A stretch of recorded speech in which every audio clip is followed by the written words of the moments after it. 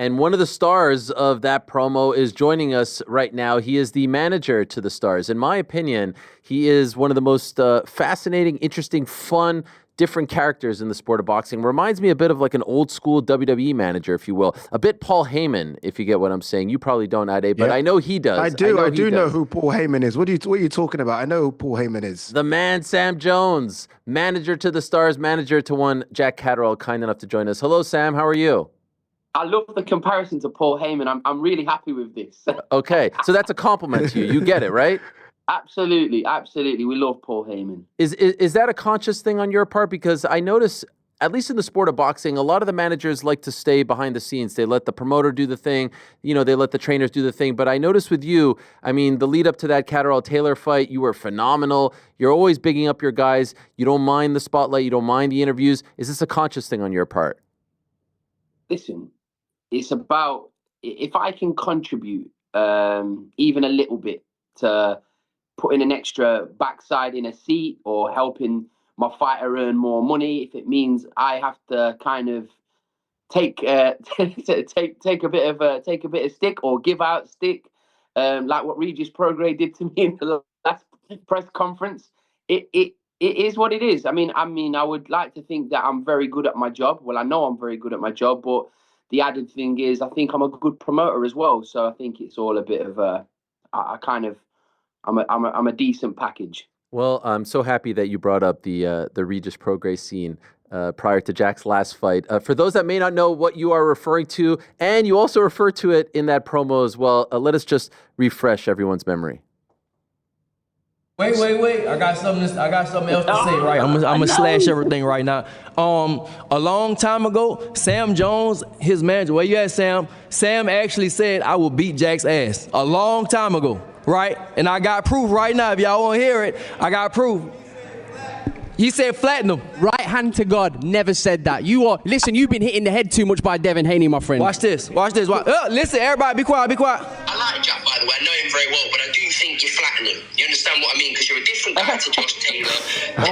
Jack wants to fight, but I think you was like, I know when that was. I know when that was. Want to do it again? Wait, hold on. We just need to hear it one more time. I know when that was. Hold on. I know when that was. Regis, I've got some messages of you, so just think very carefully before you play that next one. I know him very well, but I do think... I like Jack, by the way. I know him very well, but I do think you flatten him. This is before I knew Jack.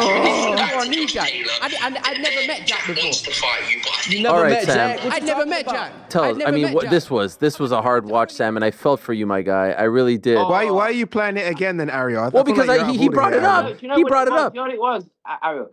I felt bad for myself because legitimately, right, anyone that knows me, I literally forgot that phone call tape. It wasn't a voice note. It was a video call. So I was trying to make the fight between Regis Prograis and Jack Catterall before I worked with Jack as a manager.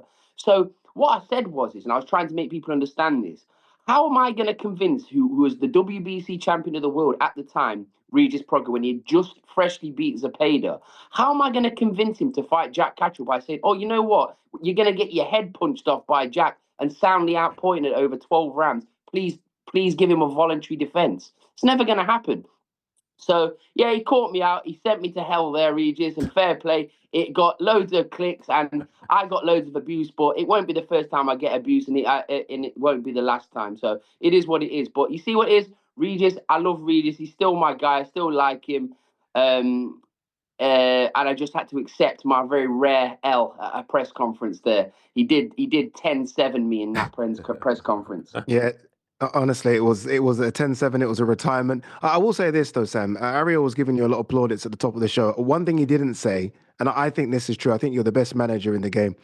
I don't say that as someone that I know you, because I know you personally. I just think what you offer to the sport of boxing is fantastic. A lot of managers are behind the scenes, but in today's age where fighters don't talk so much, I think you're so needed. You get your fighters the big fights, you get them paid, and I think every fighter that works with you is very, very happy. That said, and be honest here, Sam, after all that came out with Regis, how difficult was it with Jack? I mean, were there tough conversations or was it easy?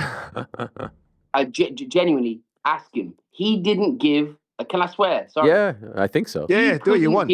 He couldn't give a flying shit because he knows that he didn't care. If you know Jack, he couldn't get any more laid back, but he knew. Like, listen, if I would have said that to him 3 weeks ago, or like before the fight, or I don't know, even a year ago, whatever, then okay, there's a serious problem there. I'd fire myself. But I know I wouldn't say it, because anyone that knows me, if I'm with you, you've got me all. I work. The thing is, what you were saying, Ade, about manager, and I really appreciate that, because I genuinely believe there's no better manager in boxing than me. Listen, other people might have disagreed. There's a lot of great managers, and a lot of managers I have a lot of respect for. But I believe that you can't just ring a fighter up nowadays and say, this is your fight date, this is how much you're getting, I'll see you on fight week. I have to have a personal relationship with the fighters. And no job is too small. It's like this week with Jack. I'm his PA. Like Jack said to me, will you get me a cup of tea earlier? Yeah, of course I can. I would never think, I would never turn my nose up at being told to do a job, because I think I've got him a great purse. I've got him a great fight. But that's all well and good. Now you have to be the PA. It's fight week. So if he wants a bottle of water fetching, you go and do it. If you're getting punched in the head for money and you're taking a percentage off a fighter, you have to earn every fucking penny you get off that guy, and he has to want to give you the money at the end. Because that's the problem. Sometimes fighters or anybody, they resent paying their managers or their trainers. I want Jack and my other fighters to think, here you go, you deserve every penny you get, and that's why I can't be outworked. No, honestly, I think the work ethic's incredible. All right, let's go to this Saturday. It's a big one against Arnold Barboza. I watched his fight. I was there against Ramirez. I thought he boxed fantastically well. Probably the best I've seen him box for a while. I think this is a genuine 50-50 fight. I know some will edge to Jack because Jack's fighting in his backyard, but I think it's a great fight. I think it should be a world title fight as well. I don't know what Teofimo's doing with the WBO belt. What's the situation around that? What have you heard? I mean, is it a case of Teofimo could vacate? Is the winner going to fight Teofimo? Has that been promised? Well, listen, I speak to Keith Connolly regularly, who represents Teofimo Lopez now, and we speak often, so we kind of know the situation. I don't personally think Lopez is going to fight Jack Catterall or Barboza, the winner of this fight, and it's not because Teofimo's ducking the fight. He sees himself as a huge star, right? And Teo is a big star, right? He is. Yeah, he's a big name in boxing, and he'll look at somebody like Barboza or Jack and just think, do you know what? Even though I think Jack, especially in the UK, he's established himself as a headliner and a big name, right? But Lopez will want the Boots Ennis fights. He'll think he can get a Crawford type fight. So I believe the winner of this fight will be elevated to full champion.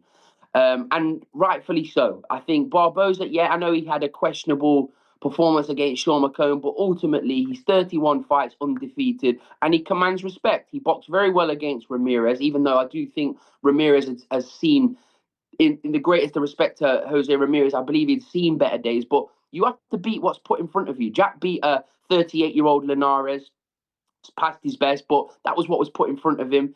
He's beaten Josh Taylor twice, in my opinion, and he beat Regis Prograis. So Jack's coming off a great run of form, and other than the McComb fight, so is Barboza. So it's two really good fighters battling it out for the 140-pound WBO title. And I've got loads of respect for Barboza. I'll have to double check my messages or previous calls to him to make sure I haven't said he was going to whoop Jack at any stage. I love it. We'll have to double check that shit. But other than that, no, I'm only joking. I've got loads of respect for Barboza and his manager, Rick Mirrigan, who's going to come over to the press conference, and we'll have some fun on Thursday.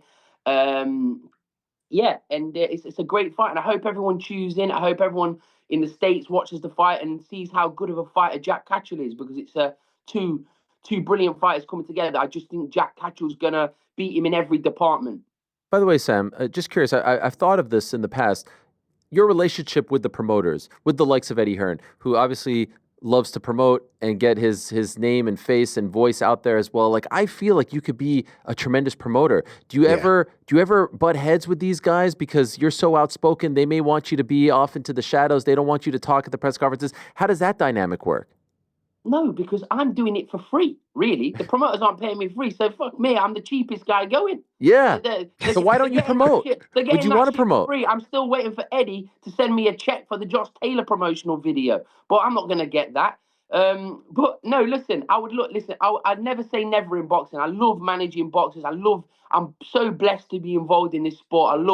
I love working day to day with fighters. But look, I would love to be a promoter one day or work under a promotional banner and I'm not saying being the main guy, but be a part of it, build fights, make fights. I love it. I live for it. And I'm really blessed to be involved in the sport that I love. I think you would do phenomenal at it, honestly, and I feel like that's where we're headed here, and I think you would be a great asset to the scene. Get me a job, Ariel. Get me a job. Listen, I'm not the guy. I'm not the guy. This Ariel and Ade, you need to add my name to this podcast, and we'll boost up them numbers again.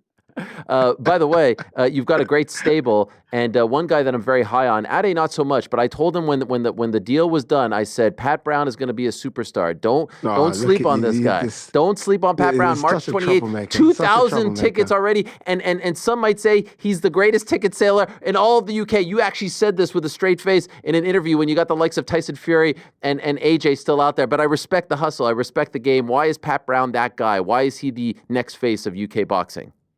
Ade, listen, it's unheard of, right? It's not like an exaggeration. There's never been a fighter on his professional debut to sell 2,000 tickets out of their hand. It's just unheard of, right? He's good looking. He can fight like, I keep thinking I can't swear. He can fight like fuck. And he's got a crowd pleasing style. He's gonna put asses in seats, or in what the Americans say, asses in seats. Yeah, he's gonna really do. He's gonna do that because listen, I think boxers. It's hard nowadays because there's this social media world. You can't just be a good boxer. You have to. I know it's whether it's a good thing or a bad thing, but it is the world we live in. You need to be able to sell yourself. You need to be able to give people a reason. To come and watch you box. Pat Brown is going to do that. He actually doesn't need me to talk on his behalf. Pat Brown's a better speaker than I am, so he's a pleasure to work with already. But I promise you, people will take notice of him very, very, very quickly. And make sure you tune into his debut on March the 28th, where it's going to be absolutely packed, and it'll be one of the best atmospheres you've ever heard. I know Ade's going to be there, so Ade, you're going to have to... yeah, come on, Ade. Get on board, Ade. It's going to blow your head off. I'm on board. I think he's the real deal. And look, he ticks every box. He speaks well. He is good looking. He's massive for the weight. He's a big puncher. I think that's all you need. And, he can box. So we'll see what he can do. I'm so intrigued, Conor Sam. Tudsbury this weekend, by the way. I just need to pop that in. Conor Tudsbury this weekend. Wait till you watch that boy tap. Watch him. He's going to be boxing at about 7 o'clock. He's going to put people to kip. I love it. Look at it. That's why I told you Sam's the best. See what I told you, Ariel? I said he's the best. Look at this, right? We didn't even mention Conor, and he got him straight in there. One fight I really want to talk about, Sam, though, is Johnny Fisher, Dave Allen. Look, semi-controversial, let's be honest, the fight in Saudi Arabia. They've got to go again. They've got to go. It's now bigger. Whether it be the Copper Box, whether it be Leighton Orient, Brisbane Road. I know Eddie was there on the weekend. What's going on with that? There must be conversations about that rematch happening. No, I've not really had many conversations about it. Johnny's been on holiday. He's been in Australia a while. I know he spoke to Eddie while he's out there, but you would imagine that's got to be the fight that's next, because there's no real fight for either guy. And it was a very controversial decision. I mean, I was very honest in my interviews about it. I scored the fight to Dave Allen by a point, but people needed to have. This is the problem with boxing is like you kind of go, oh, he's been right, but you don't see the other side of it. That Johnny Fisher has zero amateur experience, zero, and he got dragged into deep waters, and many fighters would have folded after that, especially when Dave put him on the floor and he got up and he boxed on for 5 more rounds. It was a brilliant fight, and I'm sure we're going to see that again next. Yeah, let's go through the stable very quickly. One young fighter that I know you've been talking about. You've been telling me about this guy for a couple of years. He's had a couple of tough fights recently. Cameron Vong. I saw pictures of him sparring Shakur Stevenson, which, I mean, that must have been amazing. Obviously, look, Jordan Flynn, finally. We get to see that fight, the grudge match. Talk to us about Cameron. See, Cameron had, like you say, I'm honest when it comes to scoring fights. I don't like blow smoke up my fighters. Like, listen, I might do it on the cameras and stuff, but to them, like Cameron will tell you, like I'm not hard on him, but like I'll say, but Cameron boxed Jeff Ofori. I mean, he's had 7 fights, and in those fights, he's boxed Jeff Ofori, who everybody knows on the circuit. You can't look good against him. It's just a learning experience, and he came through that, clear winner in that fight, and then he boxed Gavin Gwynn. Gavin Gwynn is a former British Commonwealth and European champion, bags of experience, and he put it on Cameron in that fight. And in times, Cameron was struggling to kind of deal with the pressure. It was never hurt or anything like that. Cameron showed that he's got real dog in him. And I scored the fight to Cameron in that fight. I thought he landed all the better shots. I watched the fight back and I scored the fight to Cameron again. But was it Cameron's best performance? Absolutely not, because it was just inexperience. But if you see today, and Eddie will tell you, because I mean, Eddie watched the spar. I wasn't there, but Cameron rang me and he said they were so impressed with him, and he more than held his own with a pound for pound fighter like Shakur Stevenson. I'm a huge Shakur Stevenson fan, and that's what Cameron models himself off. It's his favourite fighter, so it's a great experience for Cameron today. And now I think we've got that maturity of Cameron. He's got all those rounds and experience in the bank.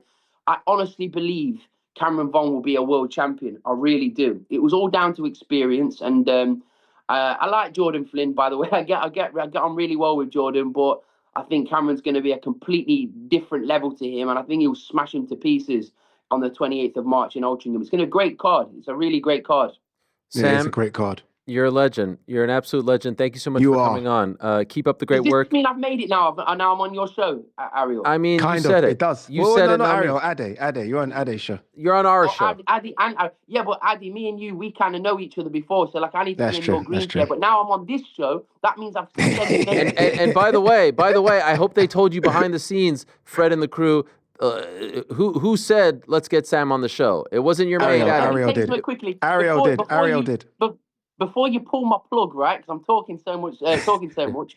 I was actually set first reserve on this. I was told, by the way, we want De La Hoya on here, but he's not me. So Not true. Me, I'm first reserve, but I'm happy to be first reserve to Oscar De La Hoya. Oi, if you got him on the show, I'm glad to not be on the show. Let him on it.